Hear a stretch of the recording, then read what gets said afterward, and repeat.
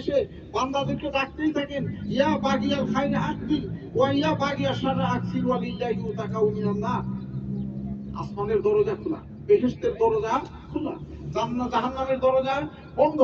এই অবস্থায় আল্লাহ রাব্বুল আলামিন বান্দাদেরকে ডাকতেই থাকেন, যারা নেকির কাজ করো তোমরা এবার শোনো, আরো বেশি বেশি করো, এবং গুনার কাজ যারা করো এবার তোমরা থেমে যাও। গুনাহ করতে করতে যারা হয়তো মনে করেছে যে আমরা জাহান্নামের উপযুক্ত হয়ে গেছি, না, জাহান্নাম থেকে মুক্তির ব্যবস্থা তোমাদের রয়েছে কোথায়? এই রমজান মাসে। আমরা কি কতটুকু করেছি? তাই রাসূলুল্লাহ সাল্লাল্লাহু আলাইহি ওয়াসাল্লাম কি বলেছেন? মান সামা রমাদানা ঈমানান ওয়া ইহতিসাবান গুফিরা লাহু মা তাকাদ্দামা মিন যামবিহি। যে নাকি রমজান মাসে রোজা রাখলো ঈমানের হালাতে এবং সওয়াবের নিয়তে, আল্লাহ রাব্বুল আলামিন তার আগের সব গুনাহকে মাফ করে দেন। দুইটা মাত্র শর্ত কিন্তু।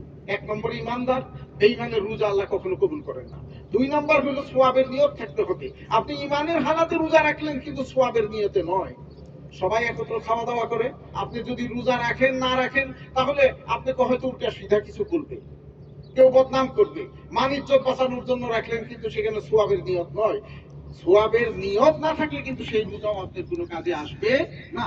তাই সত্যিকার ভাবে সওয়াবের নিয়ত থাকে রেখে ঈমানের হালতে যারা নাকি সত্যিকার রোজা রাখাবে, সেই রোজাদারদের জন্য পুরস্কার স্বরূপ জান্নাতের একটি দরজা স্পেশাল তাদের জন্য, সেটার নাম হলো কি রাইয়ান। তাই আসুন ভাইয়েরা, যতদিন বাকি আছে আমরা আল্লাহর কাছে তওবা করি, ইস্তেগফার করি, এবং রাত্রে উঠে আমরা কি করি? আল্লাহর কাছে কান্নাকাটি করি। এই রমজানের ওসিলায় আমরা দোয়া করি, হইতে পারে এটা আমাদের জীবনের আখেরি মাস, হইতে পারে এই বছরের রোজা আমাদের জীবনের আখেরি রোজা। তাই আসুন আল্লাহ আমাদেরকে যেন তৌফিক দান করেন, আমিন। भाइयों रोजादार भाई साहबान मोहतराम रोजादार भाइयों, रमजान महीने का 18 दिन चला गया। हमको हिसाब करना पड़ेगा ये रमजान महीना में नेकियों का काम कितना किया। जो रमजान महीना के वसीले से अल्लाह रब्बुल आलमीन जिंदगी का तमाम गुनाह को माफ कर देता है, वो रमजान महीने का 18 दिन में हमने कितना काम किया। अल्लाह रब्बुल आलमीन रमजान महीने के बारे में क्या, रमजान महीने का हुक्म देने के बारे में हमारे रसूल सल्लल्लाहु अलैहि वसल्लम पर वही नाज़िल करके कहा, क्या इज़ा सअलका इबादी अन्नी फइन्नी करीब। आई रसूल, कोई बंदा अगर पूछे जो मैं कहाँ हूँ, आप उनको जवाब दीजिए मैं उनके नजदीक हूँ।